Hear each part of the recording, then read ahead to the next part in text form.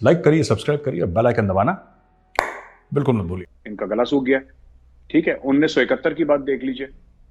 Surrender होने के कुछ दिन पहले जो जनरल ए के नियाजी थे वो कह रहे थे कि we will fight till the last bullet and we can win this war. वो और झूठ बोल रहे थे। झूठ भी क्या बोल रहे थे, उनके दिमाग ही खराब है sir. They don't have the capability. Kargil का देख लीजिए, मैं आपको दो तीन वाकया बता देता हूँ। कारगिल में भी क्या प्लान क्या था इनका। इनका मुझे अभी तक भी समझ में आया कि कारगिल की लड़ाई, ठीक है, हमारे तो 527 भाई वीर गति को प्राप्त हो गए। ठीक है।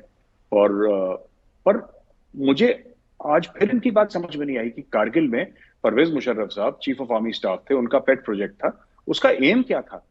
ना ये हाईवे वाला इंफा को ब्लॉक कर पाए, ना सियाचिन को कट ऑफ कर पाए, ना कश्मीर को आजाद कर पाए। इन्होंने लड़ाई लड़ी क्यों? और जो कहते हैं कि इंटरनेशनली इंडिया को ये कश्मीर इश्यू को इंटरनेशनलाइज करना था, तो कश्मीर में अटैक करते, लद्दाख गलत जगह अटैक कर दिया इन्होंने, लद्दाख में। और इंटरनेशनलाइज क्या हुआ? सब लोगों को इमेजेस क्या याद हैं? यही तो इमेज याद है कि वहां पर नवाज शरीफ गया और भीख मांग रहा है बिल क्लिंटन के सामने। तो मुझे अभी तक ये समझ में नहीं आया। आप जो बात कर रहे हैं ना कि लोगों के साथ उठना बैठना कैसा है, अरे वो छोड़िए, वो तो मुल्क चलाने वाली बात होता है सब। वो तो ठीक है, हम एक बात कह सकते हैं कि चलो फौजी हैं, मुल्क चलाना नहीं आता, जबकि इनको एक्सपीरियंस ज्यादा है सियासतदानों से मुल्क चलाने की। एक कह सकते हैं कि बाय ट्रेनिंग देयर सोल्जर्स, ये सोल्जरिंग भी ठीक से नहीं कर रहे। मेरा ये प्रॉब्लम है कि ये सोल्जरिंग ठीक से नहीं कर रहे।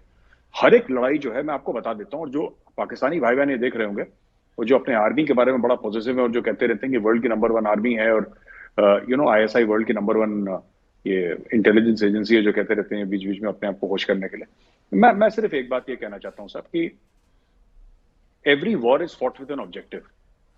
हर एक युद्ध का एक लक्ष्य होता है, एम, कि हम लड़ाई लड़ेंगे, हम यहां से जाएंगे, फिर ये होगा, फिर ये होगा, एंड में हम ये अचीव करेंगे। This is our M.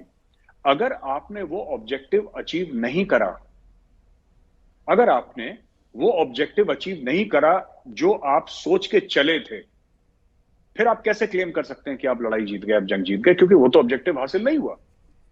आपका ऑब्जेक्टिव क्या था कारगिल में? आपका 1965 में क्या ऑब्जेक्टिव था? ऑपरेशन चंगेज खान जब आपने लॉन्च करा था 1971 में 2 दिसंबर को, उसका ऑब्जेक्टिव क्या था?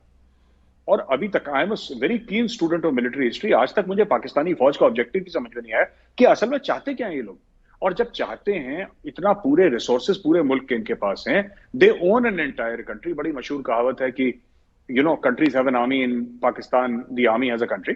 वो पुरानी घिसी पिटी कहावत है, लेकिन इट्स वेरी ट्रू। मैं तो ये जानना चाहता हूं कि जब इनके पास सब कुछ है, कोई रिसोर्स की कमी नहीं है, पूरा मुल्क इनके नाम लिखा हुआ है, ये फिर अपना काम नहीं कर पा रहे। Basic soldiering, basic war fighting में they been failing time and again. और फिर बातें लंबी लंबी करते हैं कि साहब हमने मुल्क की दिफा कर दी और यौम दिफा मनाएंगे और ये फलाना ढिमका। कहां दिफा कर दी इन्होंने? इन्होंने क्या करा जब 370 पैंतीस से हटा था? कुछ कर पाए ये लोग? नहीं कर पाए, कुछ चुपचाप बैठे रहे। इन्होंने एक 10 लोगों का सेक्शन नहीं भेजा सर कश्मीर। एक इन्फेंट्री सेक्शन 10 लोगों का होता है, उन्होंने वो तक तो भेजा नहीं। और लंबी लंबी इनसे छुड़वा लीजिए, मतलब ये सारी ऐसी बातें करेंगे कि आपको लगेगा कि कोई फिल्म चल रही है। लेकिन ग्राउंड पे अचीवमेंट जीरो है पाकिस्तानी फौज की।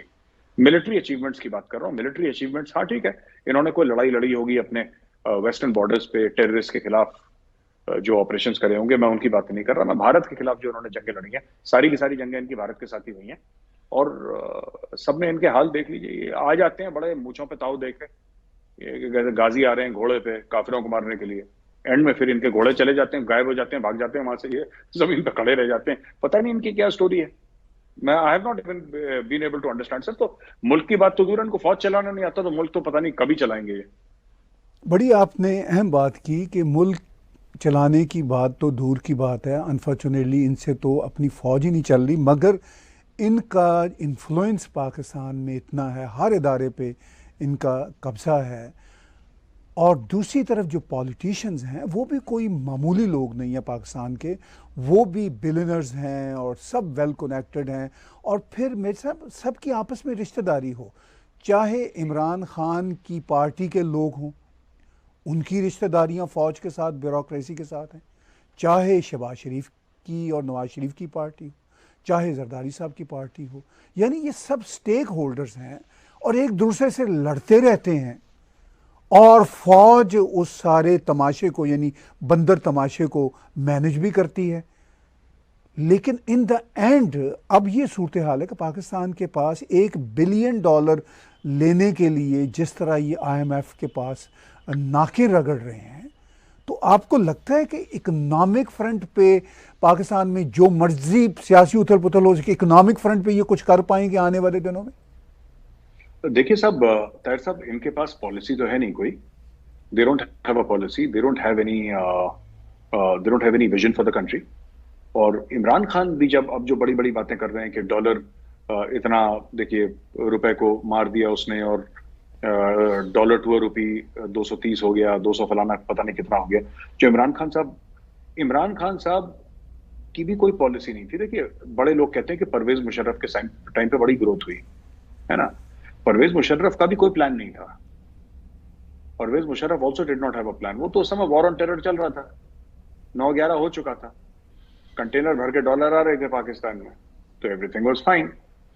इनकी प्रॉब्लम कहां से शुरू हुई है? पाकिस्तान की प्रॉब्लम जो बोरोड ग्रोथ की है और अमेरिका पे डिपेंड, जिस अमेरिका को गाली देते हैं, असल में अमेरिका ने ही पाकिस्तान को तो पाल के रखा है इतने सालों, जब से पाकिस्तान ने जन्म लिया है 14 अगस्त 1947. ये सिएटो सेंटो की अगर हम बात कर लें, और बाद में war on terror, non NATO Alai, ये सब जो भी इनकी कहानी रही है पाकिस्तान की, तो इसको तो अमेरिका ने पाला हुआ है सर. ये अमेरिका को 10 गालियां दे दें, डेथ टू अमेरिका के नारे लगे लाहौर में, इस्लामाबाद में, कि मुर्दाबाद अमेरिका और फलाना. But fact of the matter is American dollars पे पूरा मुल्क पड़ा है.